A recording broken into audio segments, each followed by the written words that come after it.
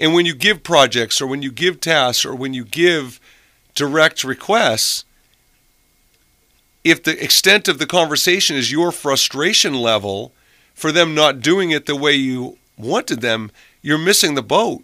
You're missing the boat, A, on recognizing they're independent thinkers. You're missing the boat on, B, getting to the root cause of why they made that decision. They didn't make the decision just to get under your skin and piss you off. There were other reasons they made that decision, and you need to find out why. Because if you want to prevent this situation from happening again, you're not going to motivate them necessarily by a consequence. You're not going to motivate them by, vomiting your authority all over again and making sure they know you're the boss.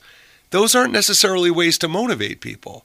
A way to motivate someone is to understand why someone had the thought process they had, why the habit that they formed is the way it is, because once you know those things, you can get to understand where they're coming from and not only strengthen the relationship you have with that person, but then you're now addressing a problem based on where they're coming from as opposed to where you're coming from.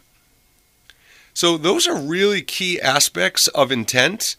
And when it comes to delegation and someone being a perception of being insubordinate, disrespectful, it might be something completely different. And that's an important recognition to have.